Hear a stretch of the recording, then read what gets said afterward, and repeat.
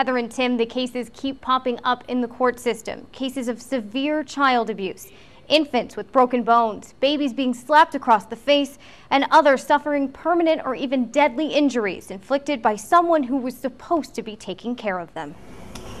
They are the smallest, most fragile, and defenseless members of our families. And now it seems that more and more of them are being abused. We have seen what I would consider an increase in the physical abuse cases recently within our county of Cascade County. We have had a larger number of severe child abuse cases in the past 5 months than we had in the entire year preceding that. Parker shared his knowledge and expertise as a prosecutor at this week's Child Abuse and Neglect Conference in Helena.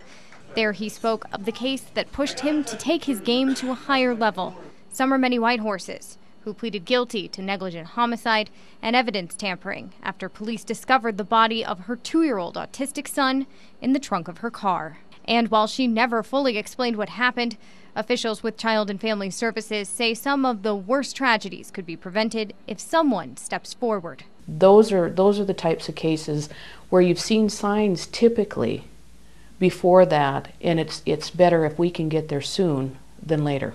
Other recent cases involve major or permanent injuries, including infants who now suffer the effects of shaken baby syndrome.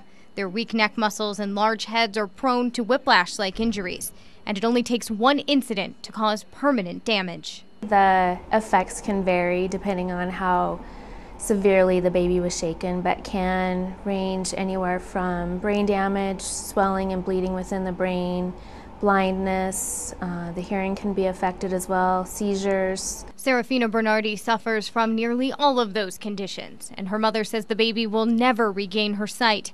A caretaker allegedly hit Serafina's head against her crib, causing brain trauma. This video was taken at her accused abuser's latest court hearing. As parents, we don't think that we're ever going to be the one to lose it. But according to court reports on many of these cases, the accused abuser told authorities that the child was fussy or wouldn't stop crying. That's why Shandelson tells new parents to have a plan for crying spells.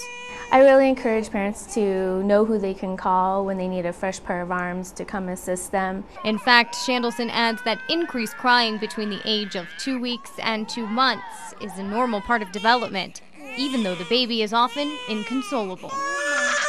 Crying is just one of the frustrations that parents face, and experts say other stressors such as untreated chemical dependency, mental health issues, and financial pressures can lead to abuse of children of all ages. There's a lot of factors that we have to weigh in there, but the primary factor that we weigh is the safety of the child. What can we do to address the safety needs of that child? Officials with Child and Family Services try to intervene as early as possible, but they note that community members can help detect dangerous situations. Prevention of child abuse and neglect is a community issue. It's not an agency issue. Not one organization, not one group can prevent abuse.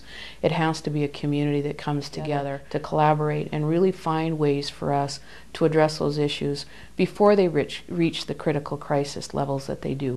To report a possible case of child abuse or neglect, call the Child and Family Services hotline at 1-866-820-KIDS.